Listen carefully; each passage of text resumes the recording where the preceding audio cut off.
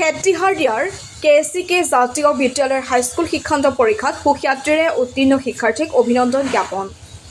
অসম জাতীয় বিদ্যালয় শিক্ষা সংসদৰ অন্তৰ্ভুক্ত তথা পৰশ শৈক্ষিক ন্যাসৰ দ্বাৰা পৰিচালিত খেতিহাৰিয়াৰ KCK জাতীয় বিদ্যালয়খনে স্থাপন কৰা 10টা বছৰ অতিক্ৰম কৰিছে। বিদ্যালয়খনৰ প্ৰায় এবেলি পোনপ্ৰথমবাৰৰ বাবে হাইস্কুল শিক্ষান্ত পৰীক্ষাত অৱতীৰ্ণ হৈ সুখ্যাতিৰে উত্তীৰ্ণ হোৱা শিক্ষাৰ্থীসকলক অভিনন্দন জ্ঞাপন কৰা হয়। তদুপলক্ষে আয়োজিত অভিনন্দন অনুষ্ঠানত সভাপতিত্ব কৰে অৱসৰপ্ৰাপ্ত শিক্ষক দেবেন কলিতাই। দীপাংকৰ কলিতাই আঁত ধৰা অনুষ্ঠানত আদৰণি ভাষণ প্ৰদান কৰে KCK জাতীয় বিদ্যালয় পৰিচালন সঞ্চালক পৰশমণি কলিতাই।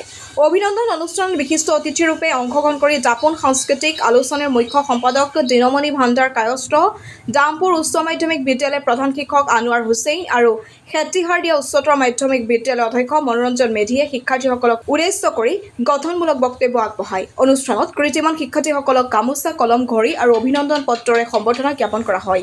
অনুষ্ঠানত বিদ্যালয়খনৰ শিক্ষাৰ্থীসকলে নৃত্য, গীত মাত পৰিৱেশন কৰি অনুষ্ঠানটি জীপাল কৰি তোলে। হাজোৰ পৰা কমলাকান্ত দাসৰ ৰিপৰ্ট, AIN লাইভ। আজি KCK জাতীয় বিদ্যালয়ৰ 10 বছৰ সম্পূৰ্ণ হোৱাৰ লগে লগে এইবাৰৰ হাইস্কুল শিক্ষান্ত পৰীক্ষাত আমাৰ ছাত্ৰসকলে যি সুখ্যাতিৰে অৱতীৰ্ণ হ'ল তেওঁলোকক আমি সন্মান যাচিলোঁ। আজি শুভেচ্ছা জ্ঞাপন কৰিলোঁ, সম্বৰ্ধনা জ্ঞাপন কৰিলোঁ আৰু তাৰ লগতে জাতীয় বিদ্যালয়ৰ তৰফৰ পৰা বাৰ্ষিক যিটো বৃত্তি পৰীক্ষা পাতা হয়, সেই বৃত্তি পৰীক্ষাটো আমাৰ বিদ্যালয়ৰ পৰা কেইবাজনো ছাত্ৰ ছাত্ৰীয়ে সুখ্যাতিৰে বৃত্তি লাভ কৰিবলৈ সক্ষম হৈছে। তেওঁলোককো আজি আমি এই অনুষ্ঠানতেই একেলগে ধন প্ৰদান কৰা হ'ল, চাৰ্টিফিকেট প্ৰদান কৰা হ'ল। এই অনুষ্ঠানটো আমাৰ আজি এইমতেই সুকলমে পৰিচালিত হ'ল। হয়, আজিৰ কাৰণে আমাৰ এটি বিশেষ দিন।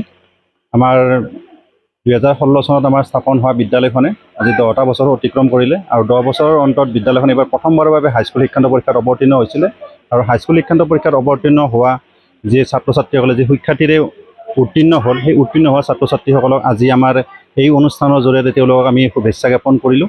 আৰু ইয়াৰ লগতেই আমাৰ প্ৰতি বছৰে অসম জাতীয় বিদ্যালয়ৰ তৰফৰ পৰা এটি ৰাজ্যিক বৃত্তি পৰীক্ষা অনুষ্ঠিত হয়। সেই বৃত্তি পৰীক্ষাৰো আমাৰ বিদ্যালয়ৰ তৰফৰ পৰা অৱতীৰ্ণ হৈছিলে বৃত্তি পৰীক্ষাত, আৰু বৃত্তি পৰীক্ষাত অৱতীৰ্ণ শিক্ষাৰ্থীয়ে যি উত্তীৰ্ণ হোৱা ছাত্ৰ ছাত্ৰীসকলকো আমাৰ এই অনুষ্ঠানতে বৃত্তি প্ৰদান কৰা হয়।